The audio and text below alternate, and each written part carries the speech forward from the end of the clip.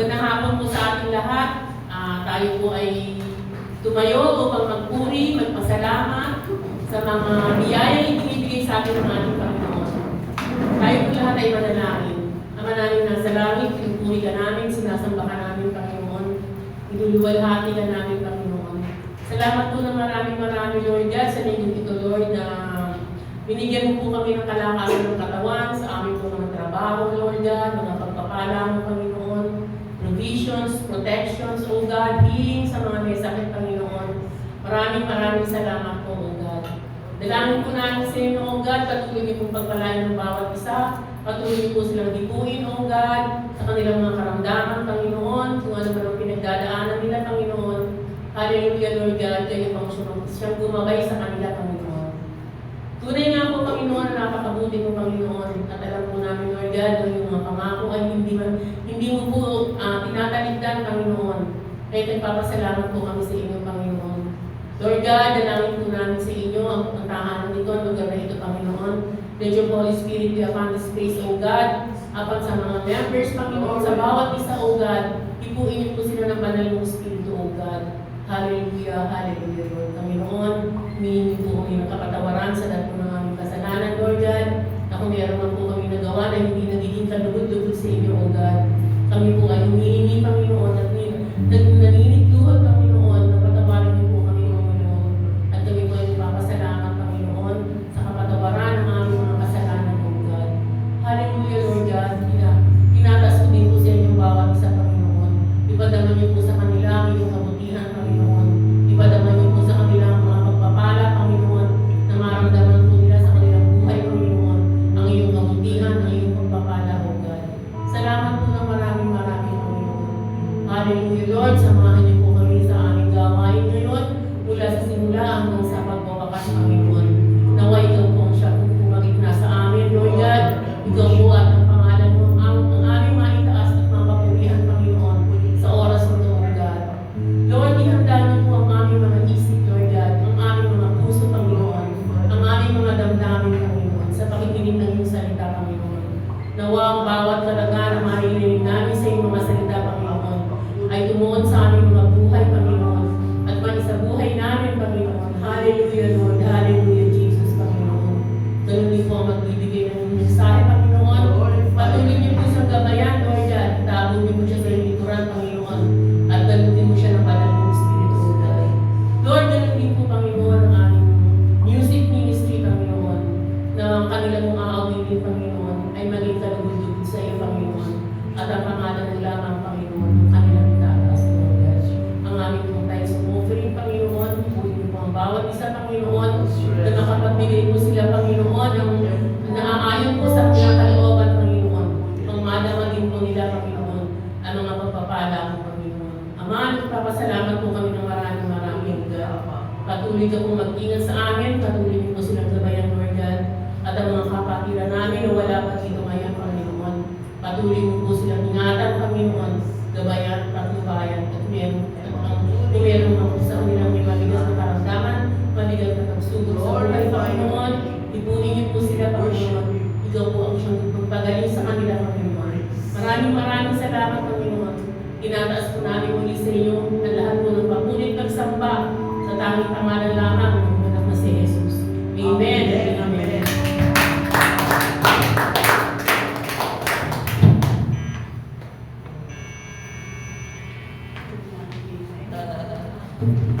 Ngayon po, ating pupurihin ang ating Panginoon.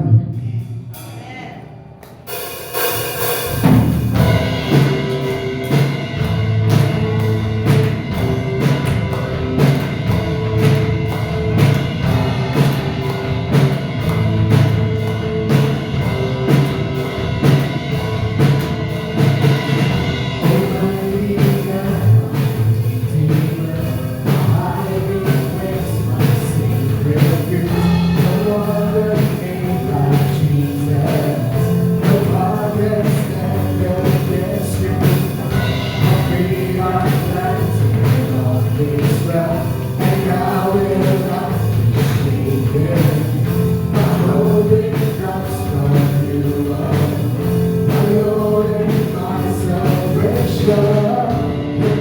praises always on my lips.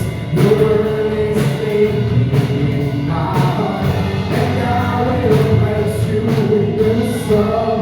My soul will bless you, Lord.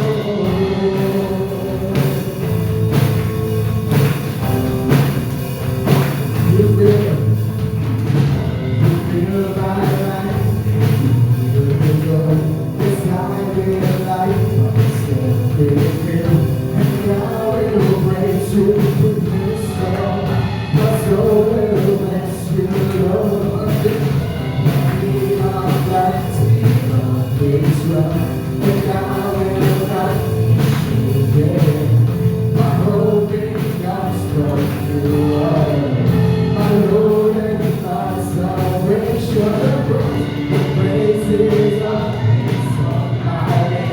your word is living in my heart, and I will praise you with this song. My soul will bless you, Lord, when I'm with you, make me strong. When I'm poor, I know I'm grateful with the power of your hand. So sing, all things are possible. All things are possible. All things are possible. All things are possible. The praises always on my lips. Your word is living in my heart, and I will praise you with this song. My soul will bless you, Lord. You live my life. Yes, I realize myself in you, and I will praise you with this song. My soul will bless you, Lord, when I'm weak, you make me strong. When I'm poor, I know I'm grateful with the power of your name. All things are possible. All things are possible. All things are possible. All things are possible. All things are possible. All things are possible. All things are possible. Bless your holy name, O God.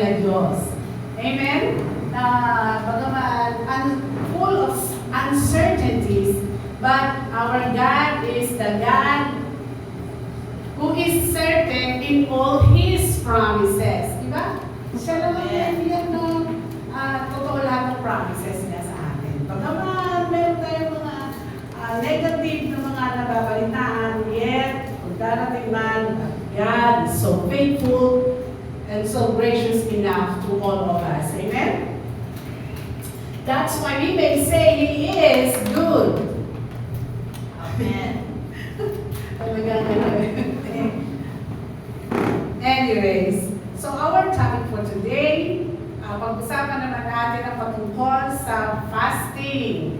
Dahil sa ating denomination ngayon, it's a fasting month. Pero 1 week lang or 5 days lang ang nare-require sa mga churches. Ano ba ang fasting na sinasabi sa banal na kasulatan? At meron din mga sinasabi na sa mga medical reports patungkol sa kainangan ng fasting.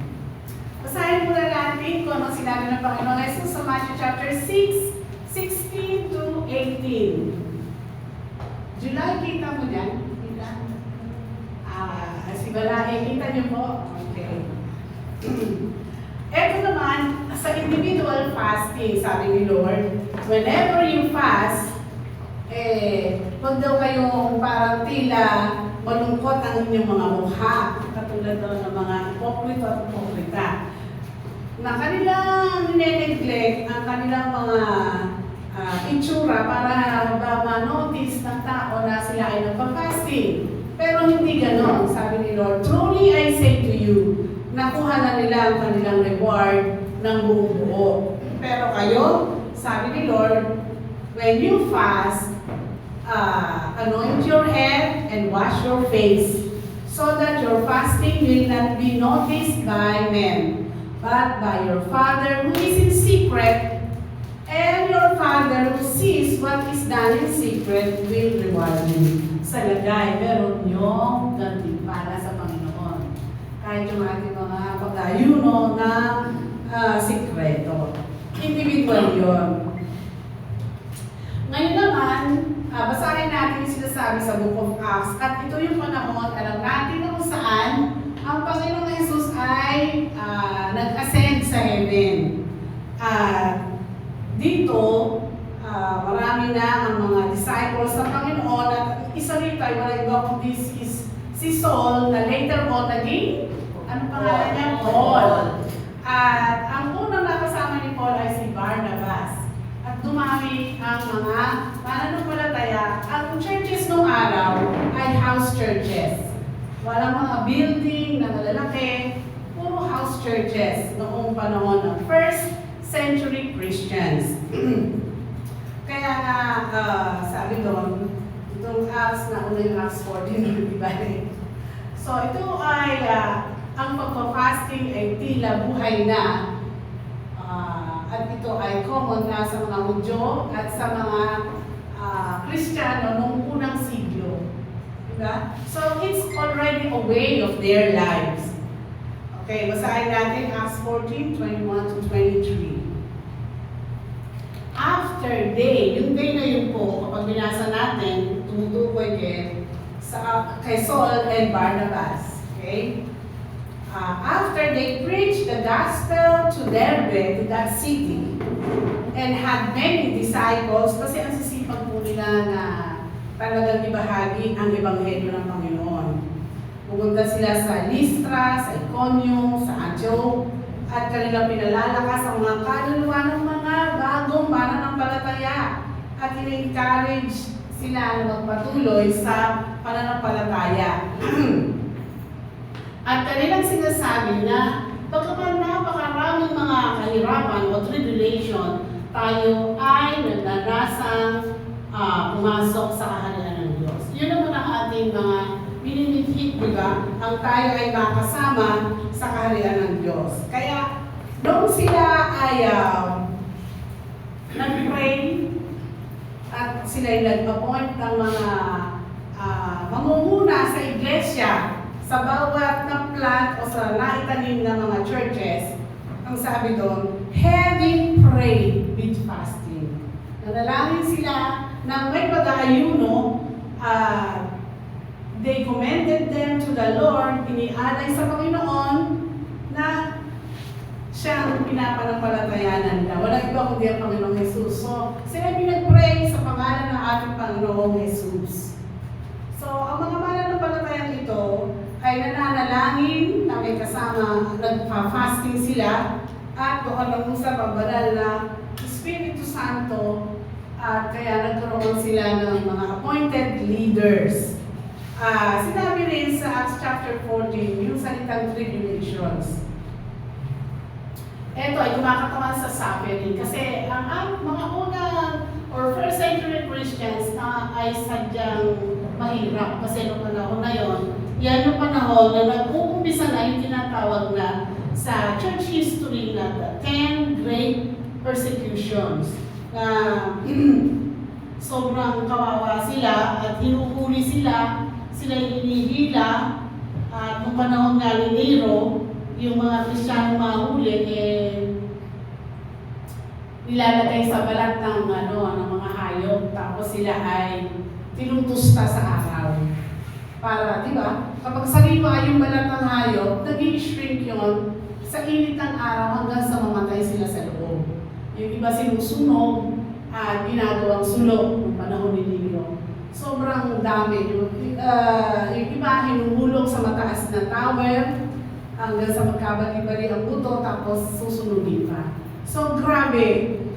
Kaya nga sinabi doon na through many tribulations, we must enter the kingdom of God. So ibig sabihin, kahit marami mga pagsubok, alam niyo mga kapatid, sa ngayon, our Christian brethren in China, lalo na nung panahon ng COVID, sadyang napakahirap sa kanila. Yung sinusunog ang mga churches nila, pinuhuli, binububog yung mga pastor, pati yung mga Kristiyano nilalagay sila sa concentration camp. So nangyari na yun noong panahon bago dumating ang communism sa China noong 1975. At nangyayari ulit at hanggang sa ngayon.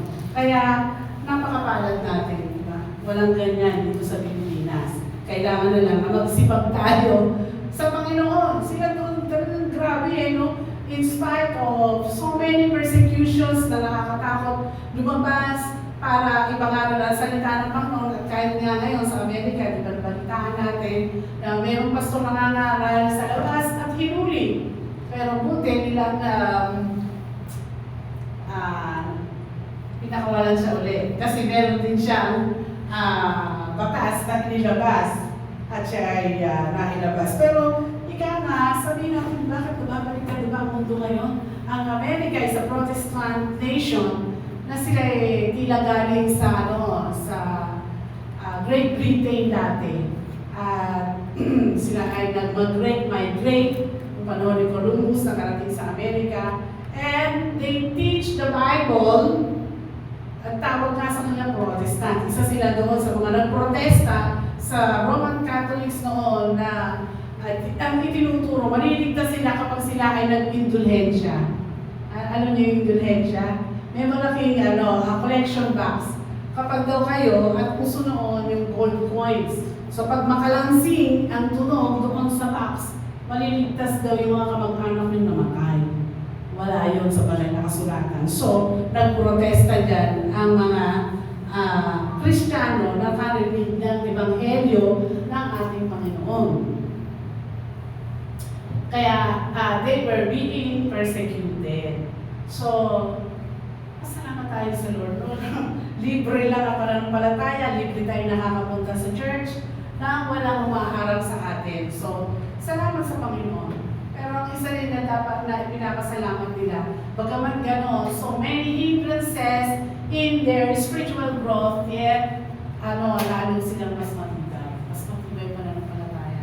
Hindi na sila natatakot mamatay. Pero siguro kung ako'y nabubuhay ng panahon na yun.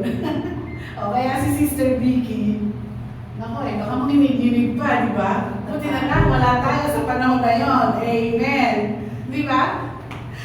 So, Acts 13, habang sila naman ay naglilingkod at sila ay sumasamba, they are ministering to the Lord, at yun ay kumakatawan sa pagsamba nila sa Panginoon. Habang sila daw ay sumasamba sa Diyos at sila ay nag-aayuno, ang banal na Espiritu Santo ay nausap sa kanila kalagitnaan at sinabi, ihiwalay niyo sa akin si Barnabas at si Saulo para sa gawain na inihanda ko sa kanila.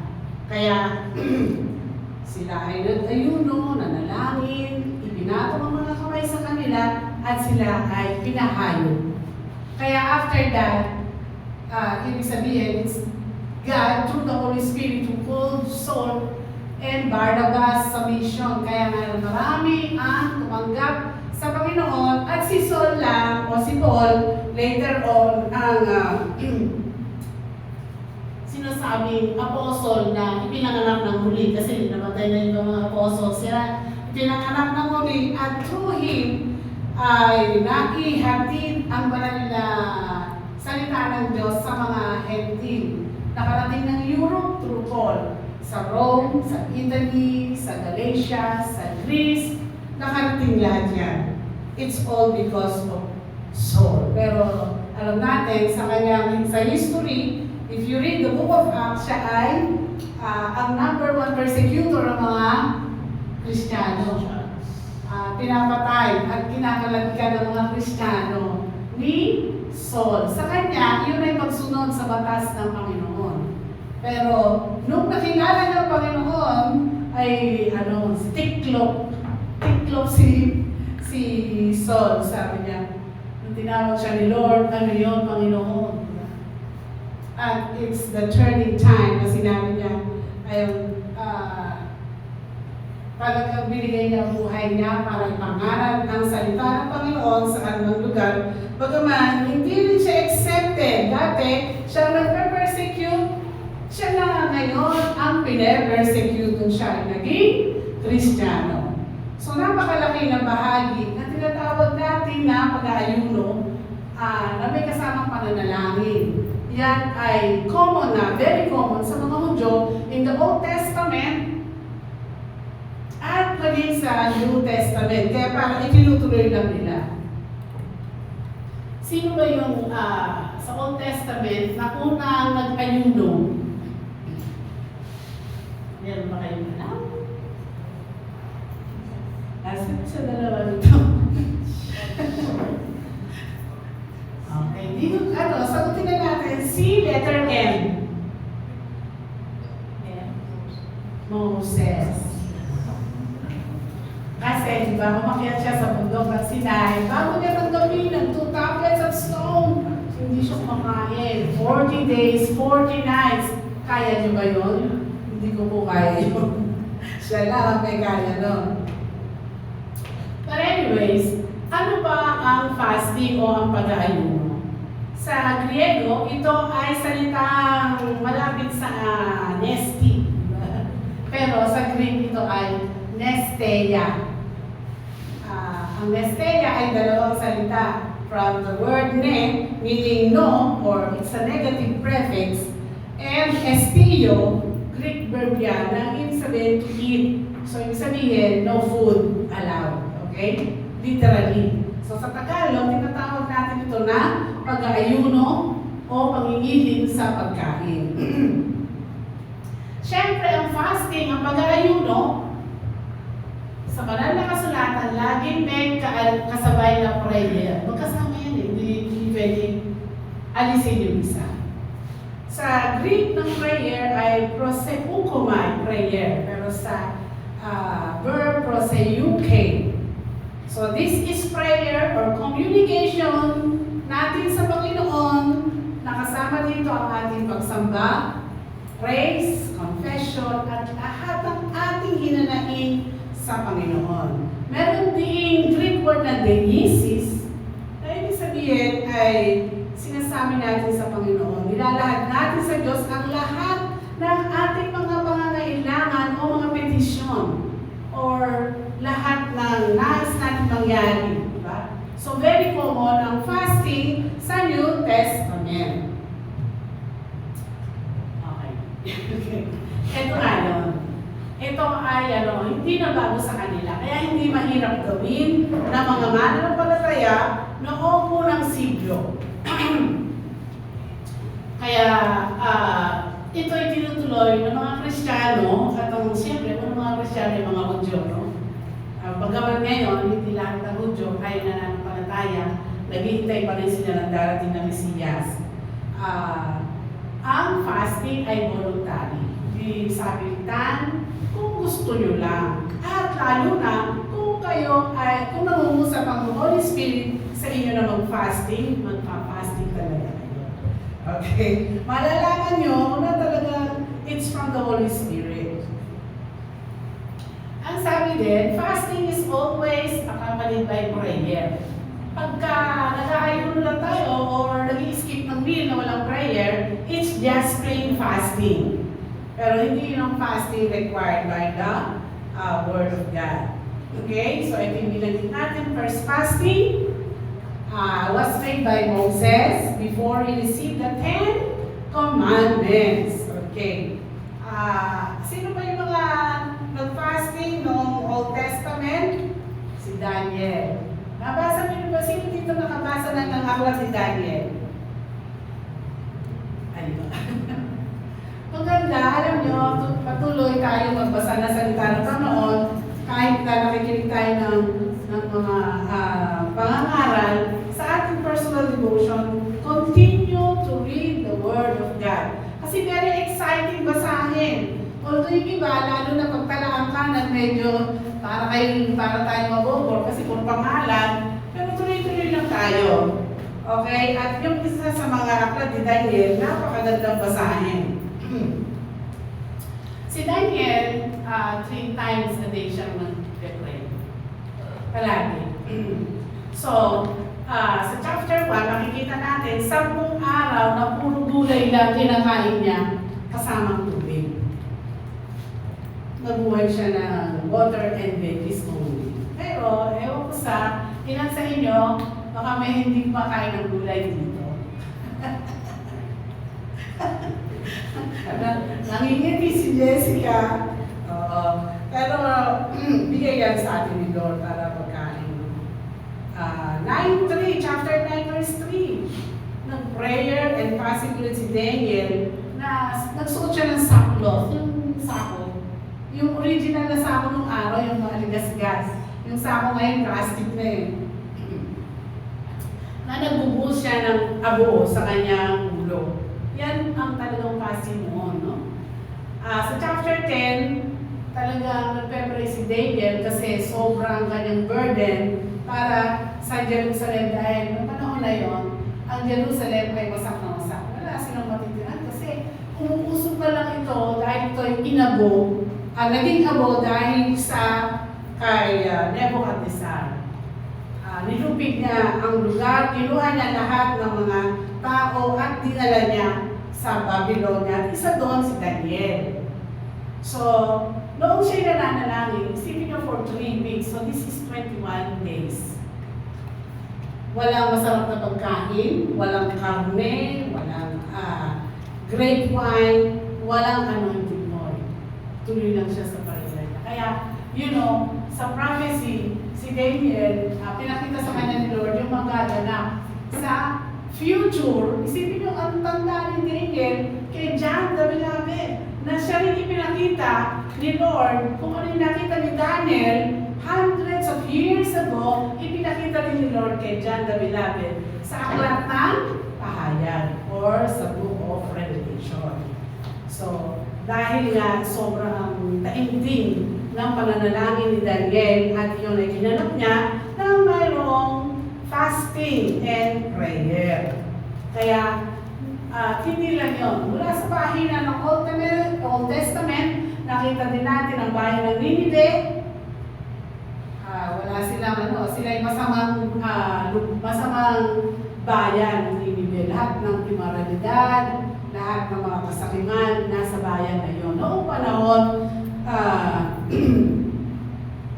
na bago dumating yung Babylon, sila muna ang unang tumangay sa mga Hudyo, ang bayan ng Ninive. Kaya nung panahon ni Jonah, inutusan siya ni Lord, Jonah, ikay pumunta sa Ninive, ayaw niya. Dahil baka nga naman magsisi, patawarin ni Lord. Ganun nga nangyari, di ba? Tumakas siya, pero pinilit siya dalhin ni Lord doon sa pamamagitan ng isda, di ba? At siya ay isinuka ng isda mismo sa Ninive at nag-aral siya na ang judgment ni Lord ay mapapasa inyo. Marahil na rinibila yung nangyari nangyari doon sa Sodom at Gomorrah hanggang sa ito ay napulbos ng apoy at asupre. Natakot yung hari. Diba? Isipin mo, balasin yung hari ng Nineveh. Pero, natakot siya nung sinabi ni Jonah. At hindi lang siya natakot, siya ay naniwala. Kaya ang ginawa niya, inutusan niya ang lahat ng mga tao sa Nineveh, babae, lalaki, bata, matanda, at maging ang mga alagang hayop na mag-fasting sila 3 days. Mas matindi ito mga kapatid. Ito yung tinatawag na absolute fast.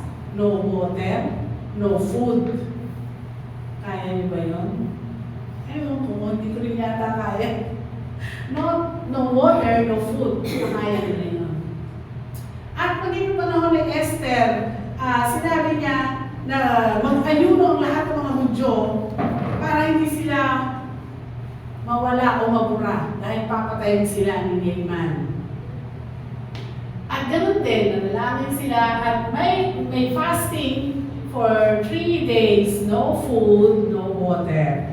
Absolute fast ang tawag dito. Kaya, sadyang hindi na bago sa mga Hudyo fasting hanggang sa New Testament, di ba? Ang Panginoon Jesus nag-fasting, si Paul nag-fasting, ang mga apostles, at maging ang mga alagad na nakarinig ng Ebanghelyo. Sila ay nagpe-pray and fast. At hanggang sa ngayon, maraming mga ministers ng Panginoon ang nananalangin. Isa sa mga pastor ng GMC, yung naging speaker natin dati, si Pastor Joel. Yung masyadong mabilis magsalita. Kasi, although Bisaya siya, mabilis siya magsalita. Ano yun, nabuhay yun sa fasting and prayer. Kaya, siguro hindi siya masyadong tumaba. Ayun. Bawat linggo, walang araw na hindi yun nagpa-fast. So, ayun po siya.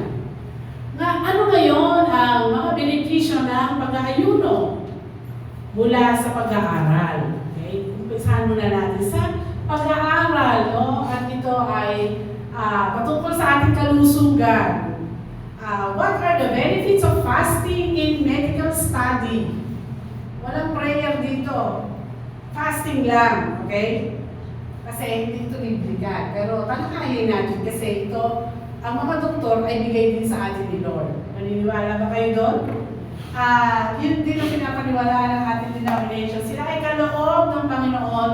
Ang mga doktor, ang mga gamot, yan ay kaloob din sa atin ng Panginoon. Okay? So una, ang pag-aayuno, ang sabi, ay nakakapag-purify ng ating katawan mula sa mga toxins. Pag sinabi natin toxins, ito yung mga elementong nakakalason sa ating katawan sa mga kinakain nating pagkain. Okay?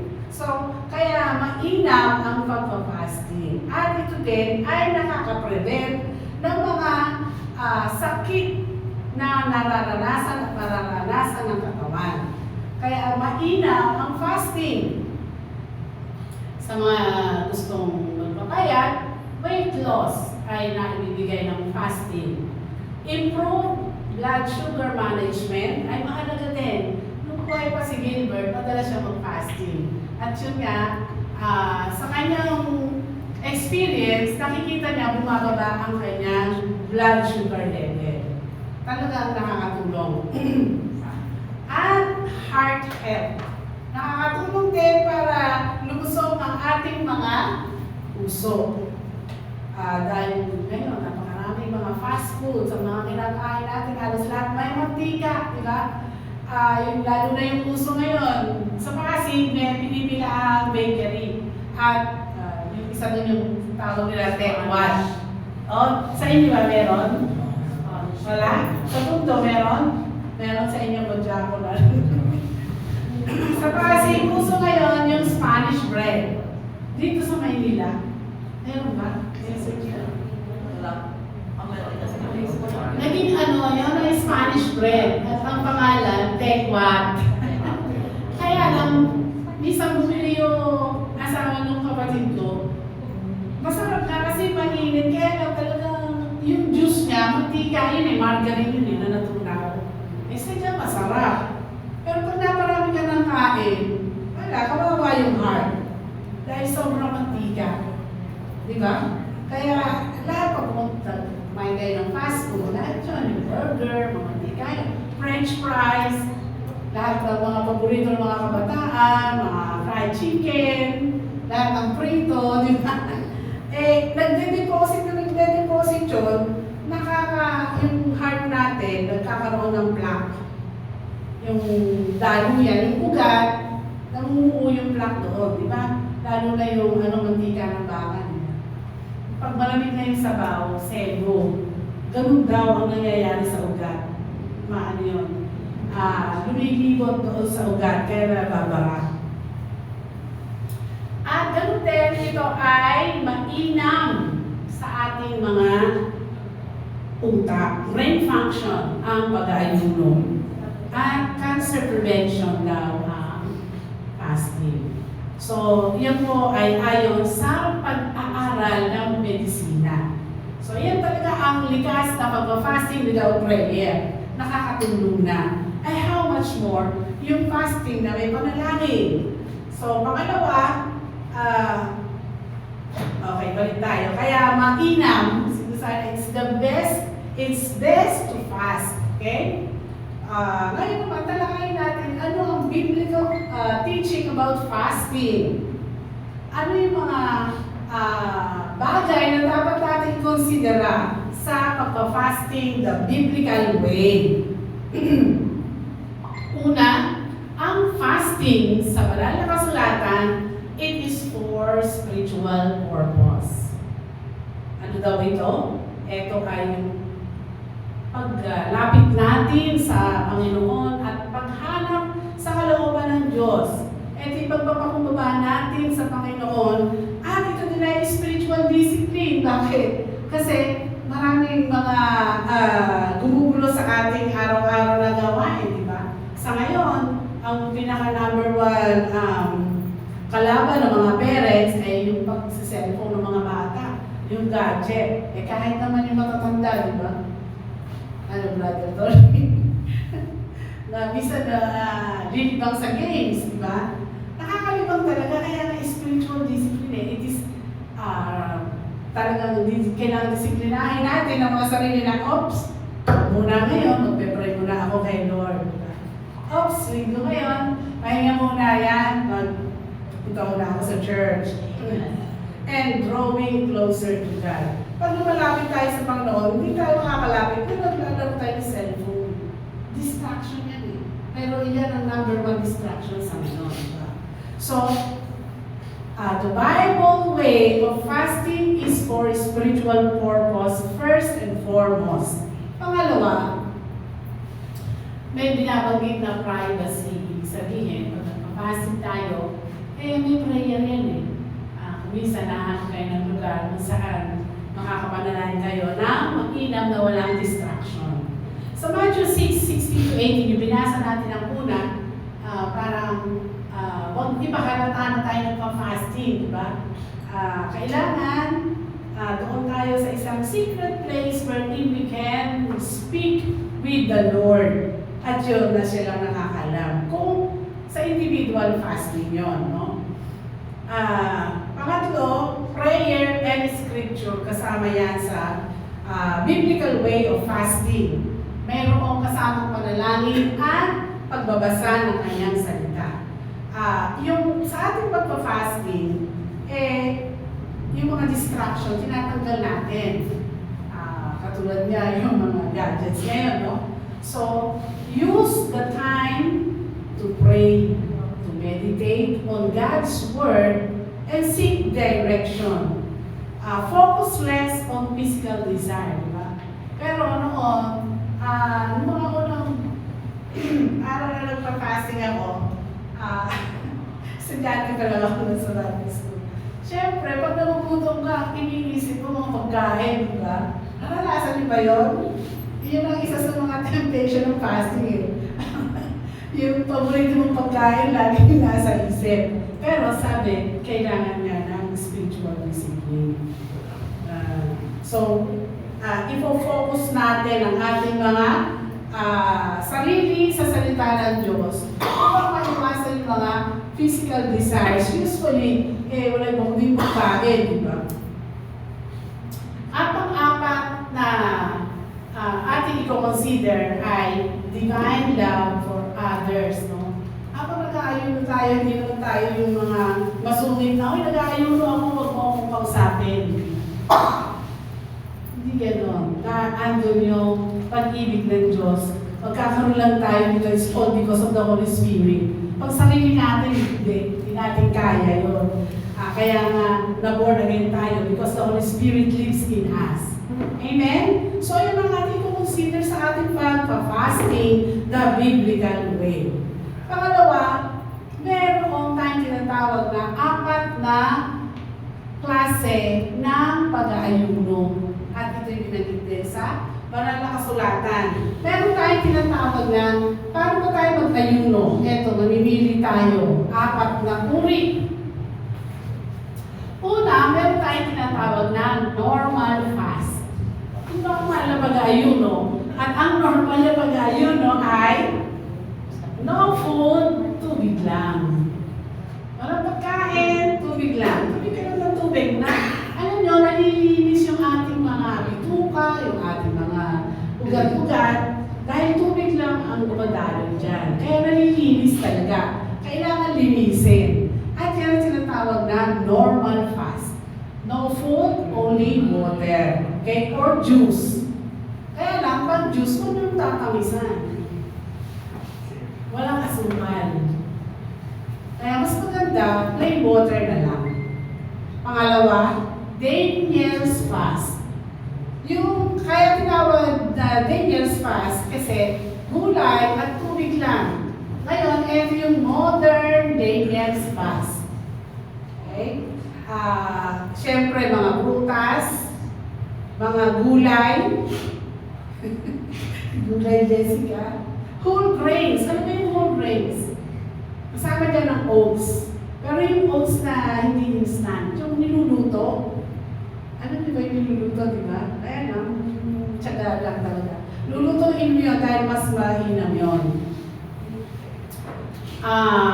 Kailangan din ng legumes. So, kung wala kayo, legumes na lang. Ano ba yung legumes? Ito ay mga beans. Katulad ng munggo. Yun ang tinatawag na lentils. So, maglalaga kayo ng munggo, pero hindi nilalagyan ng asukal. Anong lasa nun? Titiis nga kayo eh.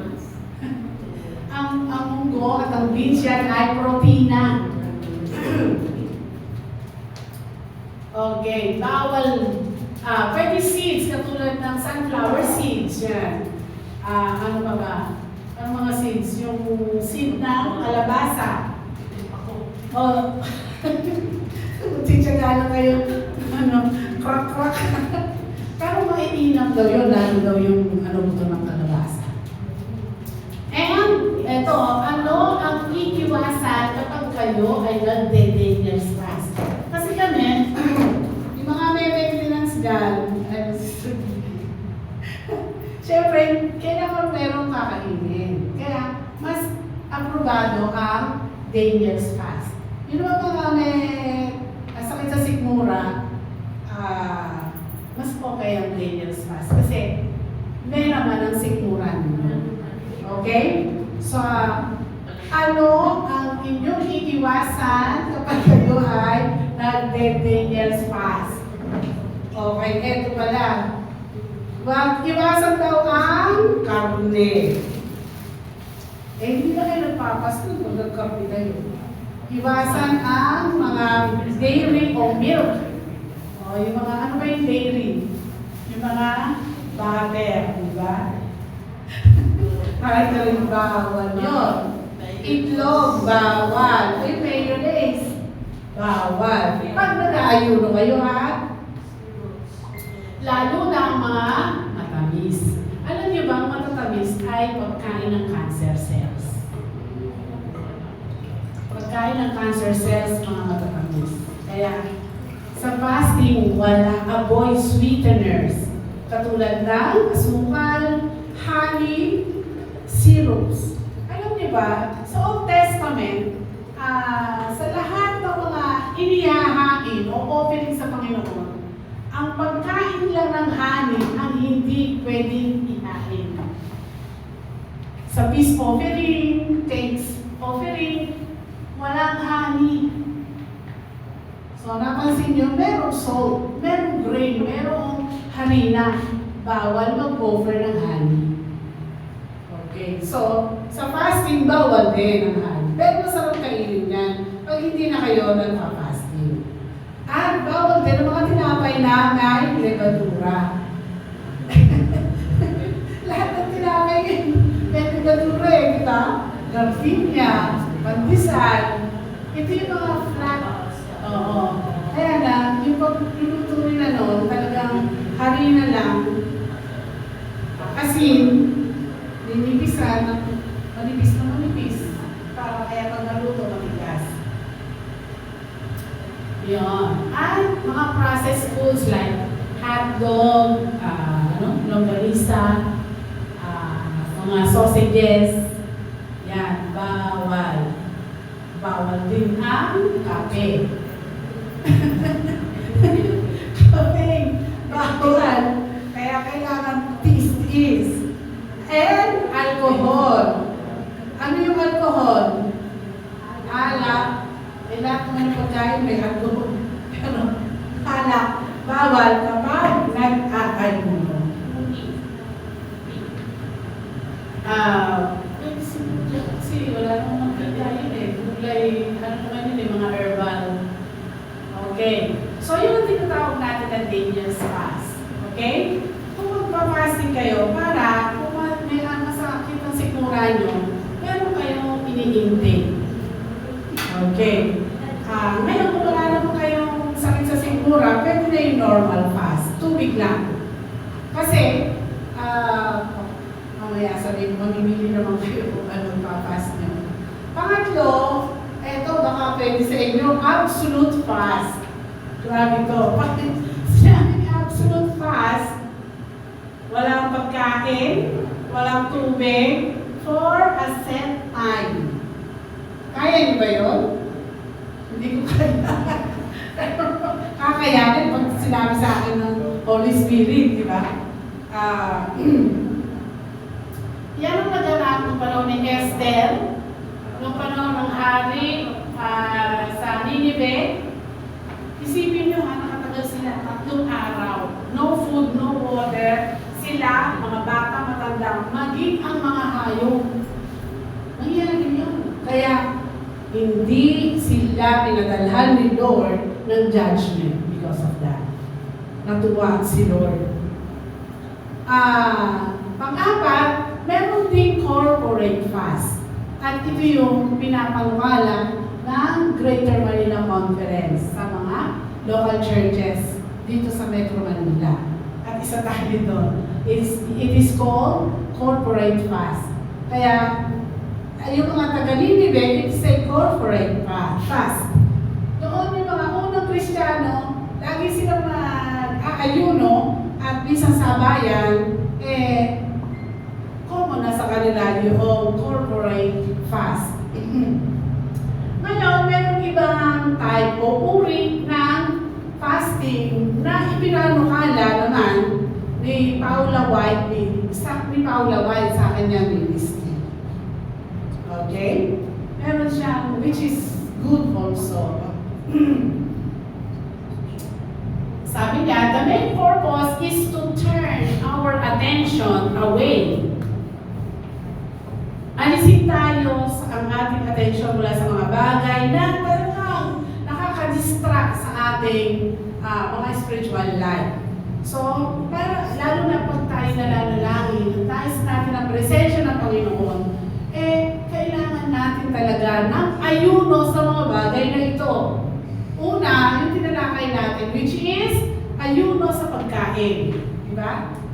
Pangalawa, hindi lang pala pagkain, media fast. Bawal mo ng manood.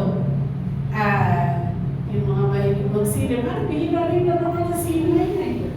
Diba? Ang mga matatanda, binibigyan senior, may libre sine, wala. Ayaw rin lang sa sine. Diba? Media fast. Sa lahat, hindi lang sine, gadget kasama dyan, no? Media fast. So, pag nananalangin kayo, syempre, yung mga distractive songs, at yung mga pakikinggan nyo, wala yan. Dapat concentrated kayo kay Lord. So, media fast. Pag Sunday, it is better na concentrate tayo kay Lord. Kasi, Monday to Saturday, enjoy tayo, di ba, sa media. Pero, syempre, bigyan natin kay Lord yung Sunday. Next fast na, ay yung schedule fast. Di ba? Marami tayong mga schedule eh. Lalo nung Christmas, kabila yung Christmas party, yung Christmas programs, di ba? Lalo sa mga teachers, kabila ang seminar. At meron mga personal tayo na mga schedule sa kaibigan, isa sa kapitbahay, sa mga kapwa-Kristiyano, sa katrabaho, di ba? Pero, sabi, meron din fasting na katulad pag tayo ay mag-worship sa Lord, it is Sunday, so ibigay natin kay Lord John. Yung ibang mga schedule ay i-reschedule na lang natin. Kasi, the Lord is only asking us, hindi nga whole day eh. Tayo 2 to 3 hours lang, di ba? And pang-apat, yung spending fast. May fasting, yung tingnan ba, napakaraming pera o spend dito, spend doon, spend dito, spend doon, gastos. Aba, kailangan natin mag-ayuno dyan. Di ba? Kailangan din pala para makaipon at para sa atin din yun. So, yan naman, ang minumungkahi na ministry ni Paula White. At wala namang masama. Okay? So, yan ang mga uri ng pag-aayuno. Ngayon, kung tayo ay mag-aayuno, paano natin gagawin at uumpisahan ito? Okay? Practical steps in fasting. Ito na po yun, mga kapatid. Una, define your purpose. Bakit ka mag-aayuno? Okay? Anong dahilan? Mag-aayuno ka? Mag-aayuno ka dahil humihingi ka ng direksyon sa Panginoon? At yan ay ginagawa ng mga first century Christians. Kaya nga nakapag-appoint sila ng mga leaders, humihingi sila ng direksyon sa Holy Spirit through fasting and prayer. O kaya naman, nagpa-fasting sila kasi may darating na crisis, judgment. Katulad na nangyari sa mga taga-Ninive, katulad ng krisis sa buhay ng mga Hudyo noong panahon ni Esther. Kasi napipintong burahin ang lahi ng Israel. So kaya nagpatawag si Esther ng pag-aayuno. And for spiritual breakthrough or revival sa ating mga buhay, sa ating church. Kaya si Isra, siya yung tama tinatawag na propeta ng revival. At ang buhay na rin ay buhay ng pag-aayuno sa ating Panginoon. So, pwedeng corporate, pwedeng individual. Okay? At pag ano ba dahilan ba kayo mag-aayuno? Sa atin, pinapalukala ng GNC, mag-aayuno tayo para ipalalangin ng mga churches, something like that, no? So, at bigyan tayo ng Panginoon ng mga personal na direksyon sa ating buhay. Pangalawa, lalo na kung meron kayong gagawing major decision in life, ay mahalaga ang pag-aayuno with prayer. Pangalawa, na yung gagawin mo or step, ano ang klase ng pag-aayuno na gagawin mo? O yun, siyempre, hahanap ka ng bagay sa'yo, di ba? Ano ba ang bagay sa'yo? Normal fast? Walang pagkain, tubig lang? Carry mo ba yun? Or, carry mo absolute fast, no water, no food? Maraming humihiling dyan. Or Daniel's fast. Kakain ka, pero walang karne, walang dairy, gulay lang, mga nuts, mga natural grains ang kakainin. Okay? Alam niyo ba, nung bata ako, makain kami sa malaya ng ilaw na kamote. Yung kamote, kinakain namin yung ilaw. July sa inyo, kumakain kayo ng ilaw. Ano yung lala? Kami noon, kinakain namin yung merienda. Nung nalo kami sa Rizals. So pag wala kayong panluto, pwede ko kainin yun. Kung gusto nyo lang. Ano di ba? Yung ibang mga kapatid ko, kababayan natin mga Bisaya, si Sister Baby, asawa ni si Pastor Jenny, natatandaan nyo? Yung kinakain nila, yung bunga ng ibil-ibil. Kaya rin nyo ba yun? Ako, hindi ko kaya rin. Pero kinakain nila, yung hilaw. Nakakita na ba kayo ng bunga ng ibil-ibil? Hindi ko alam yung brother Tony. Eh baka alam Tony, ano? Hindi mo alam. Hala! Testing. Hindi ba ka nainom na natuyo brown ng buto? So kinakain yun kapag pa lang, green. Yung sariwa pa lang. Binabaon daw nila yan pag pupunta sila ng bundok. Si Sister Chiki, alam mo yun, di ba? Dala kaya ako dito sa Ambon. Grabe no, hindi nyo alam yun. Pero siguro hindi ko kaya kainin naman. Siguro, pag talagang nasa bundok ka, wala kang kakainin, kailangan may labas siguro ang kakainin ko rin yun. Diba? Okay. So yun, pwede rin yun. O kaya, meron yung mga halaman na yung wild pipino. Alam mo yung brother mo? Alam mo yun? Yung mga gumagapang lang, may bunga yun eh. Ang bunga no, mga wild pipino. Kinakain ko yun. Kinakain na ginagawang salad. Yun ang pagkain ng mga ita. Ang tawag sa kanila, mga ita nga. Kinakain nila yun. Parang mali lang kainin ng mga bata. So choose. Kung kaya nyo lang Daniels, absolute, or normal fast. So, mamipili kayo. Sa DMC, ang hinihiling lang, isang meal. Isang meal lang ang inyong pag-aayuno. Okay? So, hindi naman to sa pilitan kung makikisa tayo, salamat sa Panginoon. Isang kung yung agahan, tanghalian, or hapunan. Kung hindi nyo kaya at kayo pala ay anim pa lang yung kainan, dahil may merienda pa, pwede na siguro yung isang merienda nyo ipag-fasting, di ba? So, depende kung ano yung kaya nyo. At pangatlo, hanggang kainan. Ang GMC ngayon ay 5 araw lang. Pero hindi absolute fast sa akin, ang gagawin ko, Daniel's fast. Pero usually kaya ko yung umaga eh. Tubig lang. Usually, gabi din kaya.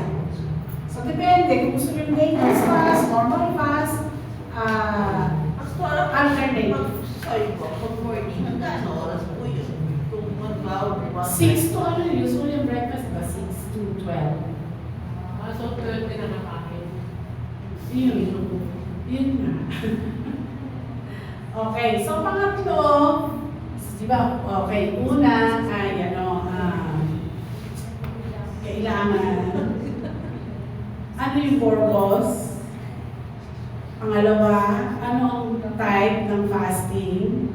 Pangatlo, gaano katagal? So sa GNC, from Monday to Friday, only a meal, isang meal lang. So kung 6 kayo na kumakain, 6 na beses dahil meron merienda, siguro, yung mag-umpisa kayo sa merienda fast. Diba, hindi naman sabi ko tayo ng pinalo ng GNC, kaya lang, ina-encourage tayo. Hindi pa lang skip yung merienda. Hindi naman yung merienda. Kung yun naman kaya sa umpisa, kasi sa iba mahirap mag-umpisa ng isang meal. So kung ilang oras, pwede na siguro. Pang-apat na step, plan your time. Ano ang kaya nyong oras na mag-fasting? Umaga, tanghali, o gabi?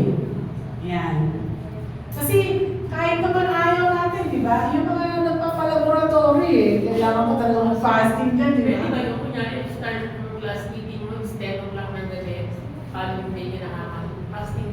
Talaga may fasting doon. Pwede ba yun? Kailangan. Breakfast, lunch, dinner.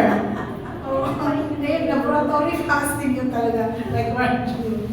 So yun, plan your time. So, sa ating pagpa-fast, syempre, yung oras natin ay igugugol sa panalangin, pagbabasa ng salita ng Diyos, imbis na magbibigay tayo ng cellphone o ng gadget. At kung nasa church tayo, syempre, naglilingkod tayo kay Lord kahit sa pakikinig natin. Di ba? Hindi na kayo basta nakaupo, kayo yung naglilingkod kay Lord kapag kayo nakikinig, umaawit sa Panginoon at nananalangin sa Kanya. Diba? Ang mga naglilingkod kay Lord, hindi lang ang tumatayo dito sa harapan o yung mga music team. Everybody serves the Lord. Alam niyo ba yun? Ngayon, alam na. Panglima, sa Lunes, ihanda natin ating mga sarili, ang ating mga katawang pisikal. At take note, yung mahilig sa kape, avoid caffeine. Fasting nga yan eh, di ba? Kahit masarap ang kape, Brother Rene. Avoid sugar habang nagpa-fasting. At sa pagpa-fasting, yung mga, avoid laborious work. Kung kayo ay nagmamason, iwas muna. Kasi talagang hahatakin mo ng inyong lakas, di ba? So, kailangan mo. Sige, sis. Fasting mo sa gabi. Oo. Siyempre yung ganun lang sa gabi. Kung magbe-break ka na ng fast, i-break mo na yung fast mo eh, di ba? Ng 6 a.m. Pwede ka na magkagano yung fast. Hindi, ang fasting mo isa gabi. Hindi naman sa mga Sa umaga, pwede ka na magkape. sa umaga pwede ka magkape. Siyempre. During yung ano mo, Yung sa gabi, meal time mo, hindi ka na magkape. Kasi parang may hindi magandang epekto sa katawan ang caffeine. Ayun. So, pang-anim, pag matatapos na ang pag-aayuno nyo sa Lord, o Lord, tapos na yung set time ng GMC, o kayo na lang mag-isa, huwag daw agad kakain ng napakarami. Yung mga kapatid natin na Muslim, di ba, sa Ramadan, fasting sila ng buong araw. Ano mo ba sa gagawin? Kain sila. Hindi, gano'n ang fasting na gusto ni Lord. Pag nag-fasting kayo, umaga, sa tanghali, huwag mo kayong kakain ng sobra-sobra at baka ma-upset ang inyong mga tiyan. Ano muna, dahan-dahan. No? Liquid muna, o kaya mas maganda may lindo kayo, o may soup, yung malambot muna, soft diet.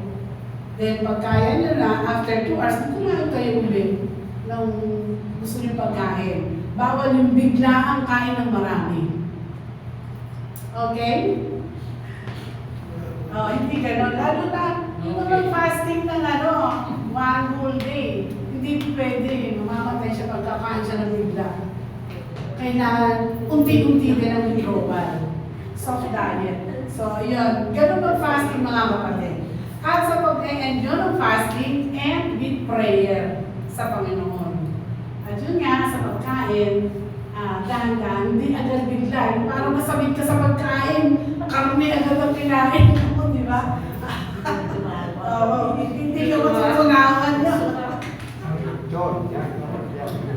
Ayun. So mga kapatid, sa ating conclusion,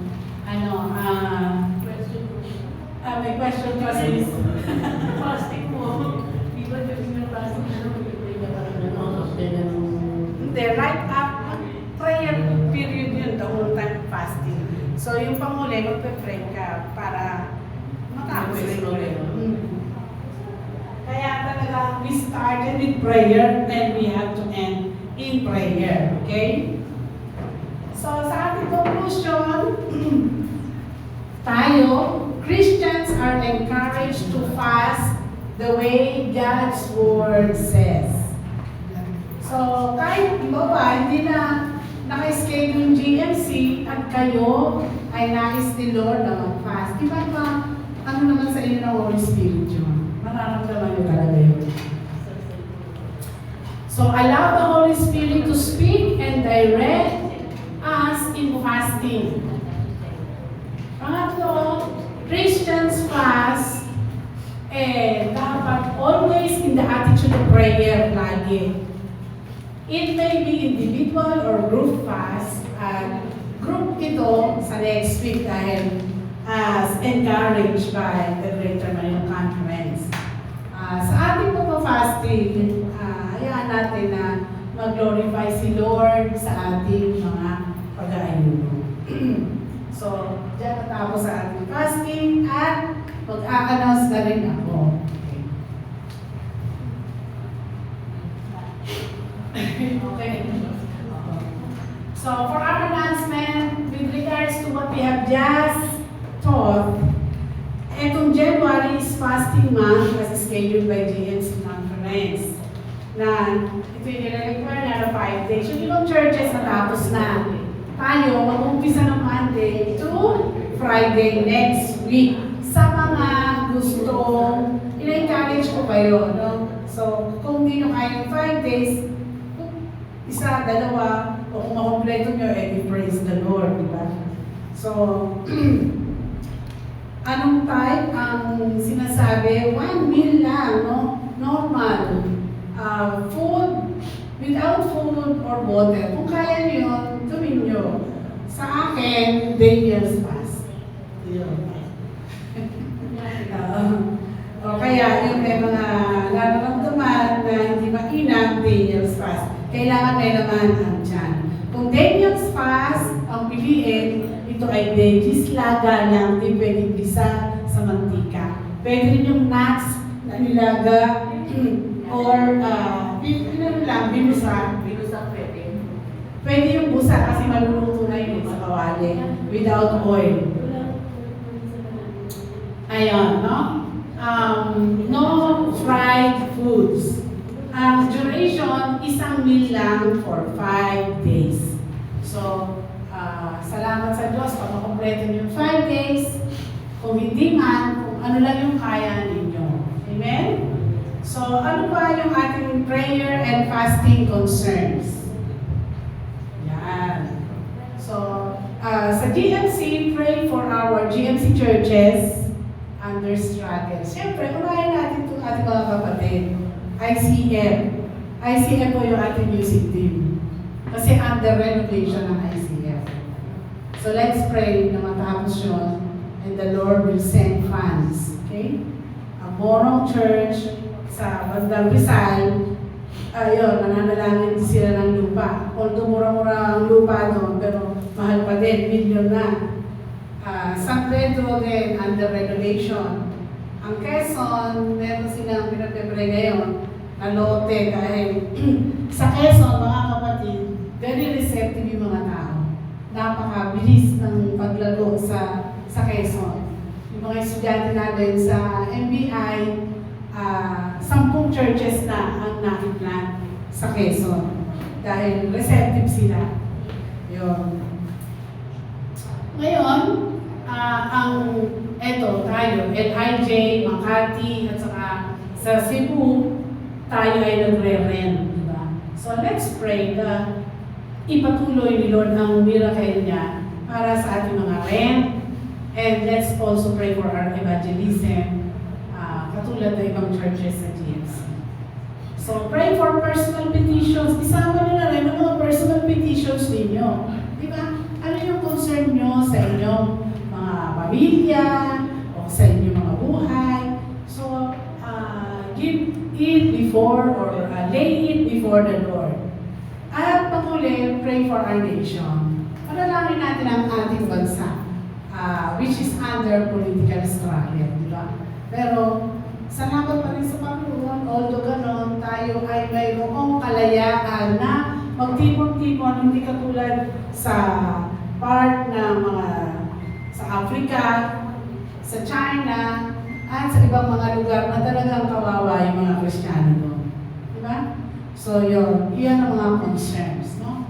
Idagdag nyo ang inyong ipinapanalangin sa Panginoon. So, kung hindi pa kayo nakakapag-ayuno, yung ilan sa inyo ay pwedeng mag-umpisa. Trial sa buhay Kristiyano. Amen? Dahil napakailang ng pag-ayuno at kung mag-ayuno kayo, talagang samahan natin ang panalangin. Amen? Napakabuti ng Diyos. Siya ay sadyang mabuti. Amen? Kaya lahat tayo tumayo.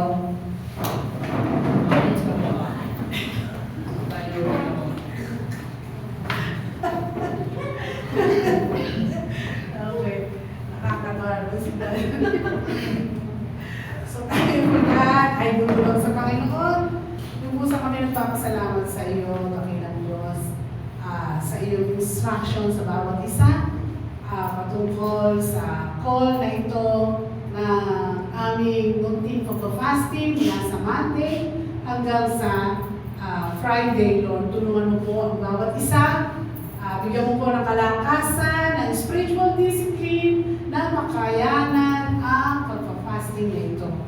Na makikinabang ang aming mga buhay, spiritual, ang aming mga churches at ang aming bansa. Tunay na ikaw ay buhay, Panginoon. Salamat po at binibigyan mo kami ng guide sa bagay na ito.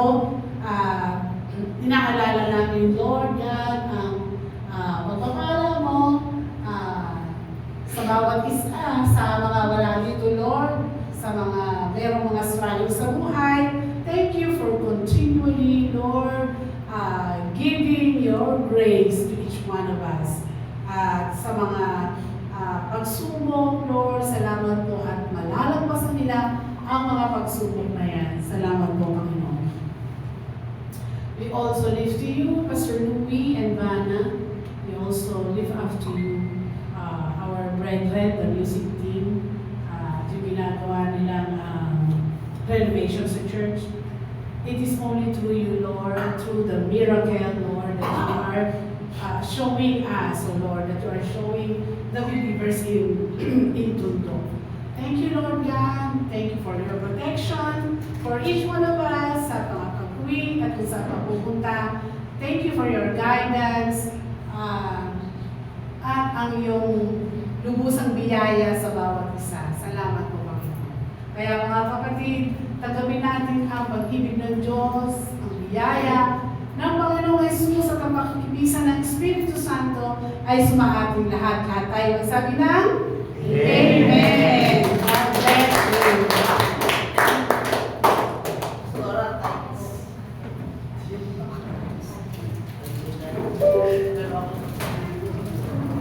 Praise God. Tayo po ay magkakaroon pa rin ng tithes and offering. And just give our tithes and offering as we bless the Lord God. Amen. Thank you, Jesus. Ngayon tayo po yung manalangin at ihandog po natin ang ating kaloosan. Mong Diyos, tunay nga po na you are the Lord God who provides. Nararapat lamang po namin na ibigay sa iyo ang para sa iyo. Dalangin namin, Ama, na patuloy niyo kaming bigyan ng puso na grateful para ibigay sa iyo ang lahat ng ito. Sapkat ito'y para sa iyo at galing sa iyo. Pagpalain mo, Ama, ang sources ng lahat ng ito. Ang aming mga kumpanya na pinagtatrabahuhan, Ama, alalahanin mo sila'y pagpalain ang mga kumpanya. Panginoon, ang mga allowances, Lord God, at lahat ng mga business na ipinagkaloob mo. Tuloy nga po, ito'y pagpapala na nagmumula sa iyo. Panginoon, maraming salamat. Hindi lamang isang material na bagay, ngunit lahat ng pagpapala mo ng kapayapaan, kagalingan, kalakasan, pagmamahal, at higit sa lahat, Ama, ang pag-unawa na kami may purpose sa aming buhay at ito'y gabayaan ng Banal na Espiritu. Lagi kami mag-humble down sa iyong harapan, Ama, na matuto kami na ibigay, Panginoon, ang aming sarili, laging magpasalamat, at laging hinihilingin ang Banal Espiritu na kami gabayan. At sa aming mga pagtahak, Ama, dalangin namin na patuloy kami, Ama, aming pananampalataya, lalo na ang pag-unawa kung ano nga po talaga ang tithes and offering. Muli, maraming salamat sa pagpapala. Sa iyo ang taas na pagsamba